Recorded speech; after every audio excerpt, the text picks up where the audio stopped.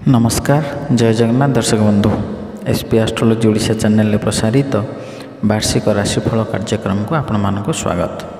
दर्शक बंधु आज आम आलोचना करवा 2024 मसीह केमिति रहिबो राशिचक्र द्वादश राशि तथा अंतिम राशि मीन राशि व्यक्तिविशेष मानकर शुभाशुभ भाग्य भविष्य विषय विस्तृत भाव आलोचना करवा। किंतु ता पूर्व आपण मानक एक अनुरोध, जदि प्रथम थर कर आम चैनल को आसी था तेरे वीडियोटी को लाइक करूँ, शेयर करूँ और चैनल को सब्सक्राइब कर पाखे बेल आइकन को प्रेस करूँ, जहाँद्वारा कि चैनल अपलोड होता समस्त वीडियो आप सर्वप्रथम देखिबार सुजोग पाइपर। दर्शक बंधु आउ विलंब करवानी, चलतु आरंभ करवा आज आलोचना चक्र 2024 मसीह केमिति रहिबो मीन राशि व्यक्तिविशेष मानक पई शुभाशुभ राशिफल विषय।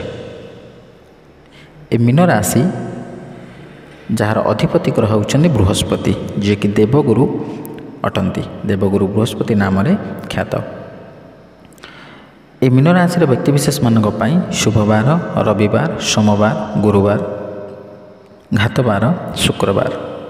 शुभ संख्या 2 3 9। शुभ रंग हलदिया धला नाली। शुभरत्न पोखराज। शुभतिथि त्रयोदशी एवं आराध्य देवता श्री विष्णु नारायण। ए मीन राशि व्यक्तिविशेष मानकर स्वभाव केमिति होता है से विषय टिके प्रथमे नजर पकई नवा। तबे मीन राशि जात व्यक्ति धनी मानी विनीत होइथांती। से भोगी हृष्टमाना पितृमातृ देवता गुरु ठारे भक्ति रखिथिबा व्यक्ति, से व्यक्ति उदार रूपवान उत्तम गंधमाल्यादि भूषण युक्त होइथांती। से व्यक्तिर पंचम वर्ष रे जल भय, अष्टम वर्ष रे ज्वर, 22 वर्ष रे पीड़ा, 24 वर्ष रे पूर्व दिग यात्रा प्रति लाभ पाइथांती। एही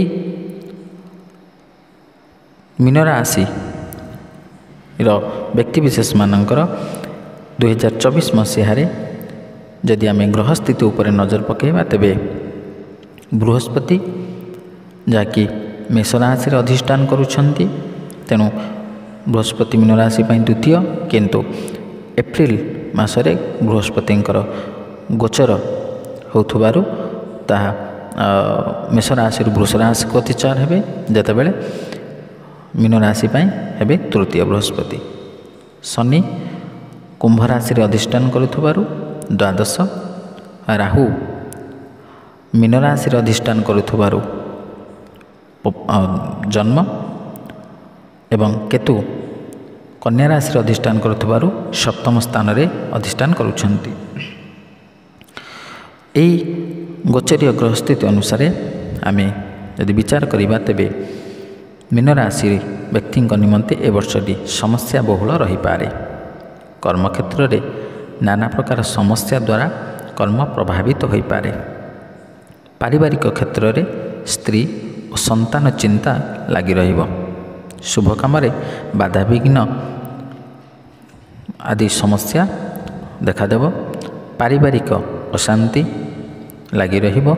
असंतोष, देह और मन पीड़ा, अजथा व्यय वृद्धि आदि देखादेव। विद्यारे छात्र छात्री माने अधोगति प्राप्त करिवे। व्यवसाय क्षति रे चलिबो। शिक्षा क्षेत्र रे अधोगति, व्यय वृद्धि, अर्थ चिंता, भ्रमण जनित पीड़ा आदि लगी रहिबो। संतान हानि, शुभ काम रे बाधा विघ्न और विलंबित प्रक्रिया आदि अति अशुभ फल भोग करिवे। विद्यार्थी मानक निमंते अधिक परिश्रम आवश्यकता रही अछि। महिला माने कर्म तत्परता देखाइबे। चाकरी क्षेत्र रे कर्म चिंता लगी रहिबो। शारीरिक और मानसिक क्लेश भोग करिवे। उदर क्लेश, मन कष्ट, वाद विवाद, चाकरी रे स्थानांतरित जोग, आर्थिक क्षयक्षति, मन विव्रत आदि अति अशुभ फल मध्य प्राप्त करि पारंती। आय तुलन में व्ययर चाप मात्राधिक हेब। आध्यात्मिक चिंताधारा वृद्धि पाइब। महिला माने ଗୃହ କାର୍ଯ୍ୟରେ ହନ୍ତସନ୍ତ ହୋଇପାରନ୍ତି। ଶିକ୍ଷାର୍ଥୀମାନେ ଶିକ୍ଷା ପ୍ରତି ଯତ୍ନଶୀଳ ନ ରହିଲେ ଅସଫଳତା ପ୍ରାପ୍ତ କରିପାରନ୍ତି। ଏ ଯେଉଁ ଗୋଚରୀୟ ଗ୍ରହସ୍ଥିତି କଥା ଆମେ ଆଲୋଚନା କଲେ, ସେ ଗୋଚରୀୟ ଗ୍ରହସ୍ଥିତିକୁ ଦେଖିବାକୁ ଗଲେ ଆପଣଙ୍କର ଜାନୁଆରୀ ଠାରୁ ମାର୍ଚ୍ଚ ଶେଷ ପର୍ଯ୍ୟନ୍ତ ଆପଣଙ୍କର ଅତ୍ୟନ୍ତ ଶୁଭ ଫଳ ପ୍ରାପ୍ତ କରିବେ। ବୃହସ୍ପତି ଯେହେତୁ ଶୁଭ ଅବସ୍ଥାରେ ଅଛନ୍ତି, ଦ୍ୱିତୀୟ ସ୍ଥାନରେ ଶୁଭ ଫଳ ପ୍ରଦାନ କରିବେ। ସେ ଆର୍ଥିକ କ୍ଷେତ୍ରରେ ହେଉ, ବ୍ୟବସାୟ ଆଦି ବିଭିନ୍ନ ପ୍ରକାର କ୍ଷେତ୍ରରେ ଆପଣ ଶୁଭ ଫଳ ପ୍ରାପ୍ତ କରିବେ। କିନ୍ତୁ ଯେତେବେଳେ ଏପ୍ରିଲ ମାସରେ ଗୋଚର ହୋଇଯିବେ, ଅର୍ଥାତ୍ ତୃତୀୟ ବୃହସ୍ପତି ହେବେ, ସେତେବେଳେ ଆର୍ଥିକ କ୍ଷେତ୍ରରେ ଆପଣଙ୍କୁ ଅନାଟନ ଦେଖାଦେବ। ସବୁବେଳେ ଅର୍ଥାଭାବ ଲାଗି ରହିବ। ଯଦି ଆପଣ କାହାକୁ ଟଙ୍କା ଧାର ଦେଇଥାନ୍ତି, ତେବେ ତାହା ଫେରି ପାଇବା ମଧ୍ୟ ଆପଣଙ୍କ ପାଇଁ କଷ୍ଟସାଧ୍ୟ ହୋଇପଡ଼ିବ। ଏବଂ ଯଦି ସେୟାର ମାର୍କେଟରେ ଆପଣ ବିନିଯୋଗ କରିଛନ୍ତି, ତାହେଲେ ସେଇଟା ସେୟାର ମାର୍କେଟ ମଧ୍ୟ ଆପଣ କ୍ଷତିରେ ଚାଲିବ। ଏବଂ ଯଦି ଆମେ ବ୍ୟବସାୟ କ୍ଷେତ୍ରରେ ଦେଖିବା, ତାହେଲେ ବ୍ୟବସାୟରେ ମଧ୍ୟ ଆପଣ ସାମାନ୍ୟ ଅଧୋଗତି ପ୍ରାପ୍ତ କରିବେ। ଏବଂ ପରିବାରରେ ଯେଉଁ ଶୁଭ କାର୍ଯ୍ୟ ତାହା ମଧ୍ୟ ଅବରୋଧ ହେବ। ଯଦି ଆପଣ କୌଣସି କର୍ମକ୍ଷେତ୍ରରେ ଅଛନ୍ତି, ତେବେ ବିଭିନ୍ନ ପ୍ରକାରର ସମସ୍ୟା ଆଦି ଲାଗି ରହିବ। ଶାରୀରିକ ଏବଂ ମାନସିକ କଷ୍ଟ ମଧ୍ୟ ଆପଣ ପ୍ରାପ୍ତ କରିବେ। ଏବଂ ଆୟ ଠାରୁ ବ୍ୟୟର ପରିମାଣ ଅଧିକ ହୋଇଯିବ। ଆପଣଙ୍କର ଅଯଥା ବ୍ୟୟ ଗୁଡ଼ିକ ହେବ। ଯେଉଁଠି ଆପଣଙ୍କର ଟଙ୍କାକରେ କାର୍ଯ୍ୟ ହେବା କଥା, ଆପଣ 10 ଟଙ୍କା ଖର୍ଚ୍ଚ କରିପାରନ୍ତି, ଅର୍ଥାତ୍ ଅଯଥା ଖର୍ଚ୍ଚ ଗୁଡ଼ାଏ ଆପଣଙ୍କର ହୋଇପାରେ। ଏବଂ ଛାତ୍ରଛାତ୍ରୀମାନେ ପାଠପଢ଼ା କ୍ଷେତ୍ରରେ ସାମାନ୍ୟ ଅମନୋଯୋଗୀ ହୋଇପାରନ୍ତି। ପାଠପଢ଼ାରେ ମନୋଯୋଗ ଦେବେ ନାହିଁ, ଅନ୍ୟାନ୍ୟ କ୍ଷେତ୍ରରେ ସେମାନେ ମନ ବଳାଇବେ। ଏବଂ ଯେଉଁ ବିବାହ ଉପଯୋଗୀ ପୁତ୍ର ବା କନ୍ୟାମାନେ ଅଛନ୍ତି, ଯଦି ଏପ୍ରିଲ ଭିତରେ ସେମାନଙ୍କର ଗୁରୁଶୁଦ୍ଧି ରହୁଛି, ତେଣୁ ସେମାନଙ୍କର ବିବାହ ମଧ୍ୟ ସମ୍ପନ୍ନ ହୋଇପାରିବ। କିନ୍ତୁ ଏପ୍ରିଲ ପରଠାରୁ ବୃହସ୍ପତି ଅଶୁଦ୍ଧି ହେଉଥିବାରୁ ଗୁରୁଶୁଦ୍ଧି ରହୁନାହିଁ, ତେଣୁ ସେମାନଙ୍କର ବିବାହ କ୍ଷେତ୍ରରେ ମଧ୍ୟ ସମସ୍ୟା ଦେଖାଦେଇପାରେ। ଏବଂ ଯଦି ଆମେ ପ୍ରେମୀ ଯୁଗଳଙ୍କ କଥା ଆଲୋଚନା କରିବା, ତେବେ ଆପଣଙ୍କର ପ୍ରେମ ସମ୍ବନ୍ଧରେ ସାମାନ୍ୟ ସମସ୍ୟା ଦେଖାଦେଇପାରେ। କୌଣସି ଏକ ଅନିବାର୍ଯ୍ୟ କାରଣବଶତଃ ବା ଅନ୍ୟ କୌଣସି ବ୍ୟକ୍ତିତ୍ୱଙ୍କର ପ୍ରବେଶ ନିମନ୍ତେ ବା ପ୍ରବେଶ କାରଣରୁ ଆପଣଙ୍କର ପ୍ରେମ ସମ୍ପର୍କ ଭିତରେ ସାମାନ୍ୟ ସମସ୍ୟା ବା ସାମାନ୍ୟ ଭୁଲ ବୁଝାମଣା ମଧ୍ୟ ହୋଇପାରେ। ଏବଂ ବିବାହିତ ପାରିବାରିକ ସାଂସାରିକ ଜୀବନମାନ ଯେଉଁମାନେ ଅତିବାହିତ କରୁଛନ୍ତି ସାଂସାରିକ ଜୀବନ, ସେମାନଙ୍କ ପାଇଁ ସ୍ୱାମୀ ସ୍ତ୍ରୀଙ୍କ ମଧ୍ୟରେ ସାମାନ୍ୟ କଳହ ହୋଇପାରେ। ଏବଂ ଆପଣଙ୍କର ପାରିବାରିକ ଜୀବନ ସାମାନ୍ୟ ଅସନ୍ତୁଳିତ ହେବାର ସମ୍ଭାବନା ଦେଖାଦେଇପାରେ। ଏବଂ ଯେଉଁ ଶନି କଥା ଯଦି ଆମେ ଆଲୋଚନା କରିବା, ତେବେ ଶନି ଦ୍ୱାଦଶ ସ୍ଥାନରେ ଅଧିଷ୍ଠାନ କରୁଥିବାରୁ ଆପଣଙ୍କର ରାଶି ପାଇଁ ମଧ୍ୟ ଶନି ସପ୍ତାହ ଲାଗୁ ହେଉଅଛି। ତେଣୁ ଏ ଶନି ସପ୍ତାହ କାରଣରୁ ଆପଣଙ୍କର ଶାରୀରିକ, ମାନସିକ ଆଦି ବିଚଳିତତା ରହିବ। ଏବଂ ଆପଣ କର୍ମକ୍ଷେତ୍ରରେ ଅବନତି କରିବେ। ଆପଣଙ୍କର କର୍ମକ୍ଷେତ୍ରରେ ପରିବର୍ତ୍ତନ ଘଟିପାରେ। ଉଚ୍ଚପଦସ୍ଥ କର୍ମଚାରୀଙ୍କ ଠାରୁ ଆପଣ ସାମାନ୍ୟ ଅସମ୍ମାନିତ ହୋଇପାରନ୍ତି ଏବଂ ତାତ୍ସଲ୍ୟ ମଧ୍ୟ ହୋଇପାରନ୍ତି। ବିଭିନ୍ନ ପ୍ରକାର ସମସ୍ୟା ଆପଣଙ୍କ କର୍ମକ୍ଷେତ୍ରରେ ଆସିପାରେ। ଏବଂ ରାହୁ ଏବଂ କେତୁ କଥା ଯଦି ଆମେ ଆଲୋଚନା କରିବା, ତେବେ ରାହୁ ଜନ୍ମ ବା ପ୍ରଥମ ସ୍ଥାନରେ ଥିବାରୁ ଏହା ମଧ୍ୟ ଅଶୁଭ ଫଳ ପ୍ରଦାନ କରିବେ। ଏବଂ କେତୁ ମଧ୍ୟ ସପ୍ତମ ସ୍ଥାନରେ ଥିବାରୁ ସେ ମଧ୍ୟ ଅଶୁଭ ଫଳ ପ୍ରଦାନ କରିବେ। ତେଣୁ ଏମାନଙ୍କର ଅଶୁଭତ୍ୱର କାରଣରୁ ଆପଣଙ୍କର ଶାରୀରିକ କଷ୍ଟ, ଶାରୀରିକ ପୀଡ଼ା ଆପଣ ଅନୁଭବ କରିପାରନ୍ତି। ତେଣୁ ମୋଟାମୋଟି ଭାବରେ ଦେଖିବାକୁ ଗଲେ ଏ ବର୍ଷଟି ଆପଣଙ୍କର ପ୍ରଥମ 3 ମାସ ଆପଣ ଶୁଭ ଫଳ ପ୍ରାପ୍ତ କରିବେ।